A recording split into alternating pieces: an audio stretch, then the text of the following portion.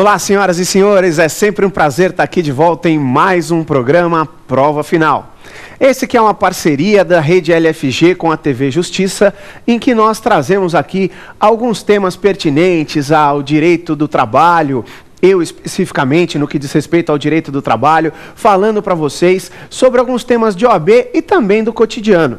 Doutores, hoje o nosso tema do dia é audiência e conciliação.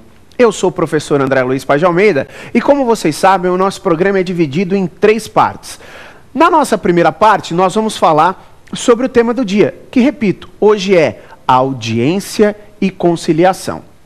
Segunda parte do nosso programa é o Pergunte ao Professor, onde os nossos telespectadores vão trazer as dúvidas pertinentes ao tema do dia para que a gente possa esclarecer ainda mais aquilo que foi falado na primeira parte do nosso programa. Temos também uma terceira parte do programa, onde nós trazemos o X da questão, que é uma exposição daquilo que a OAB costuma perguntar sobre o tema que foi falado no dia de hoje. Você que quer saber como se portar numa audiência trabalhista, você que quer saber o que acontece numa audiência trabalhista, e você que quer saber como colocar isso no exame de ordem, é só aguardar um pouquinho, porque a gente volta logo em seguida com a primeira parte do nosso programa. Até já!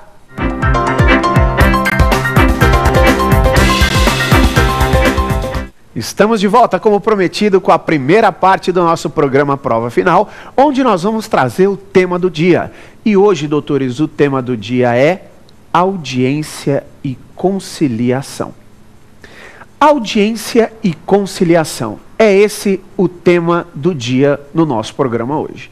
Muitos me perguntam, quantas vezes eu já não vi esse tipo de pergunta? Professor, por que cai tanto sobre a audiência trabalhista na prova da OAB?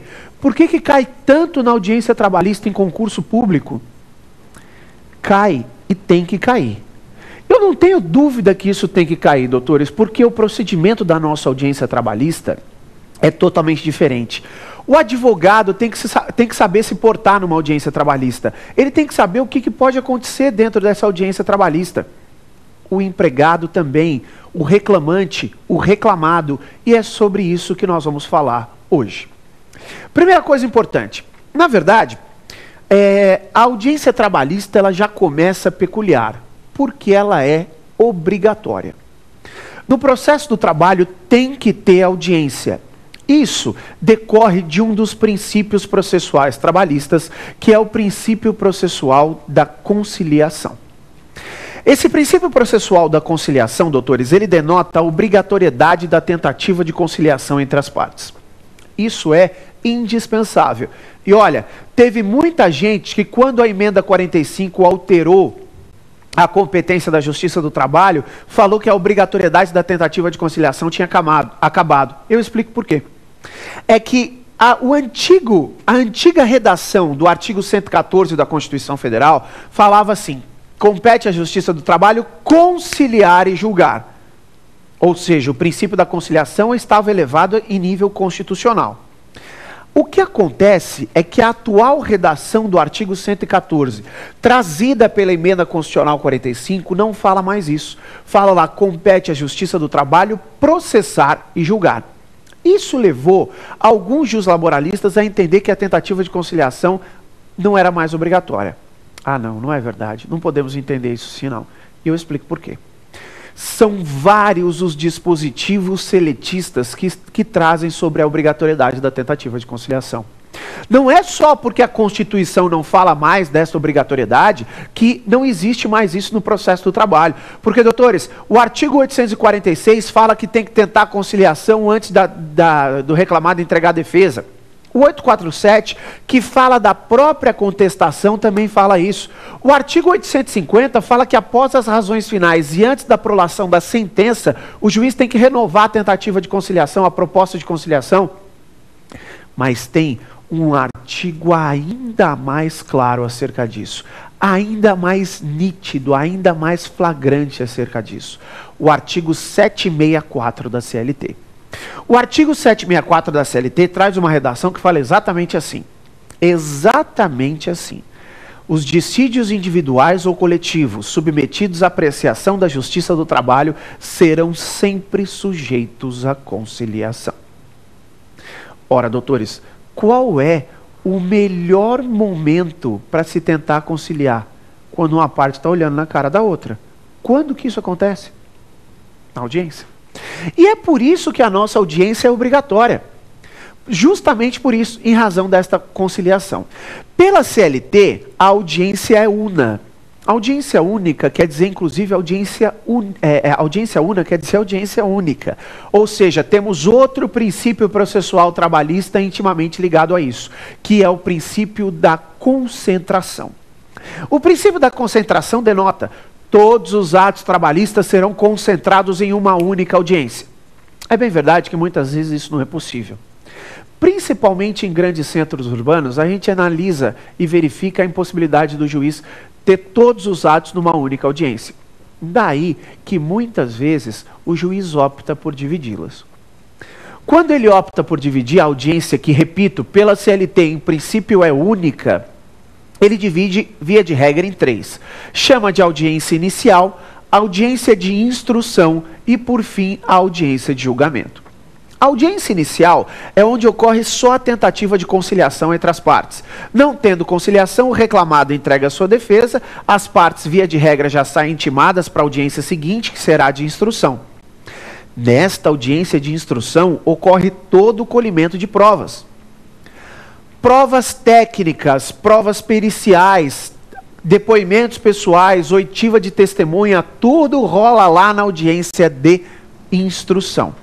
E, por fim, temos também a audiência de julgamento. Costumo até dizer que não é uma audiência na acepção do termo. Doutores, não é uma audiência essa audiência de julgamento, porque é onde o juiz só prolata a sentença. Quando vem o juiz, e o juiz fala assim: designa a audiência de julgamento para o dia 30 de outubro, dia 30 de outubro você vai à secretaria da vara e retira a sentença. Você nem olha na cara do juiz. Não existe o formalismo da audiência, as partes adentrarem a sala de audiência, sentarem à mesa. Não existe esse negócio na audiência de julgamento. Portanto, é aquilo que eu falo, não é nem audiência, né? Na acepção do termo, mas é assim que ela é chamada. Tá?